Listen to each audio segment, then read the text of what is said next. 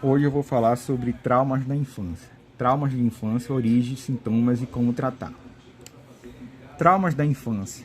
De acordo com o dicionário Michaelis, o trauma é uma vivência profunda, medo, susto, perdas, entre outros, que pode ocasionar sentimentos, comportamentos desordenados e perturbações neuróticas posteriores, gerando assim um estado psicológico decorrente dessa vivência. Freud entende que esse significado, quando vivência, é uma experiência na clínica onde atendia pacientes neuróticos, portadores da histeria. Como médico neurologista que era, tentava encontrar razões neurológicas ou fisiológicas para que justificasse as causas da doença, mas não era bem sucedido nas tentativas. Causa. De acordo com a teoria do trauma, formado em dois estágios, na primeira vez, uma cena traumática é formada na interseção da cena e da excitação da cena atual. A cena atual traz de volta o tema para um tempo anterior e o trauma está no escuro dessa relação. Portanto, as cenas psicanalíticas e traumáticas são, na verdade, uma atividade mental de raça mista. A história do sujeito não é isolada. No entanto, esses eventos não são necessariamente relacionados aos fatos, mas podem ser referenciados para manter sua memória de impacto psicológico aos traços reprimidos. Isso ocorre porque não limita a compreensão de eventos traumáticos a um conceito complexo, uma vez que desacoplamento para todo o trauma associado a eventos. No entanto, afirma-se claramente que Freud acredita que isso é importante na presença de eventos traumáticos. Qual os principais traumas da infância? A principal experiência de desamparo é a capacidade do bebê de desencadear a realização das ações específicas necessárias para atender às suas necessidades. Ademais, a forte dependência de adultos requer muito esforço para atender às suas necessidades e lidar com as tensões que são desencadeadas por eles. Além disso, quando esse tratamento é ineficaz ou perdido, você pode pensar que seu filho está sobrecarregado de desamparo, em uma situação de dor intensa. No entanto, o mesmo desamparo na idade adulta nunca é completamente superado, porque o desamparo é o estado das condições de vida humanas. Embora se considere que o adulto não desiste de seu estado de desamparo, no caso das crianças, isso ainda está intimamente relacionado à sobrevivência física e psicológica. Um potencial situação traumática é um dos possíveis fatores que pode fazer com que um sujeito fique desamparado. No entanto, potenciais condições traumáticas, estímulos físicos ou conteúdo psicológico não atingem o estado de trauma isolado. Por fim, essa é a união entre os fatores que pertencem a esse plano de fundo, e eles são colocados juntos. Ser traumatizado ou reprimido pelo desamparo experimentou os primeiros momentos do espírito constitucional, com crianças que precisavam produzir traços mentais além da força de uma mente para carregar por causa das crianças que recolocam. Os tipos de trauma na infância. A infância é o momento mais importante para o desenvolvimento do perfil psicológico do ser humano. As crianças possuem uma habilidade muito grande de absorção em todos os tipos de estímulo que ocorrem em sua infância. É um período onde se aprende muito, mas também é um período em que acontecem determinados traumas que deixam cicatrizes permanentes até a vida adulta. Abaixo vamos apresentar alguns dos principais tipos de traumas que uma criança sofre e carrega para a vida adulta.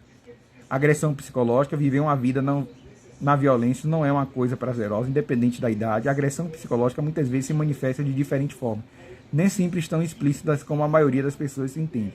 A agressão psicológica é o trauma mais comum que ocorre durante a infância de uma criança. Esse trauma se manifesta de um jeito violento na vida adulta, pois seus gatilhos estão profundamente enraizados. A agressão psicológica infantil é um processo de separação de casais.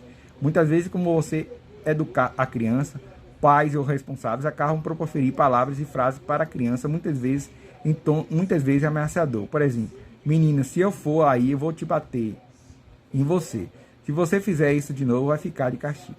Se comporte ou o bicho papão vai pegar você. Não chore por besteira. Entre muitas coisas, outras frases que são ditas todos os dias para as crianças. Essas falas violentas que marcam a alma de uma criança tentam ser justificadas pelos pais ou responsáveis por estarem cansados de suas atividades cotidianas no trabalho. Quando acabam chegando em casa, ainda precisam cuidar de um ser indefeso que não compreende o mundo ainda, que está em seu momento de aprendizado. Mas o que muitos pais não se lembram é que eles mesmos foram assim um dia em sua vida. A violência, esse é o tipo de trauma ocasionado pela agressão psicológica. Muitas vezes gera um sentimento de culpa por parte das crianças. A criança se sabotando, se modificando para se tornar uma pessoa que ela não nasceu para ser. Tudo isso para evitar que ela atrapalhe o dia a dia dos pais.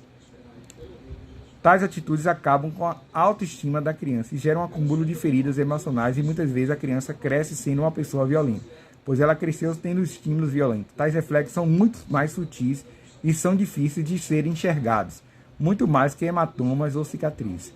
Agressão física como traumas na infância. Diversos tipos de agressão sofrida por crianças hoje em dia são considerados como normal. Para os adultos, de mais idade, pois, segundo ele, uma boa palmada não machuca, mas sim educa.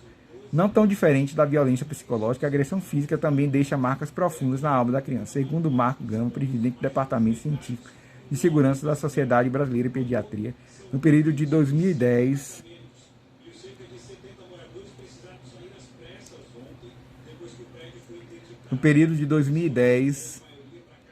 a agosto de 2020, cerca de 133.133.040 crianças e adolescentes até 19 anos de idade morreram vítimas de agressão só no Brasil.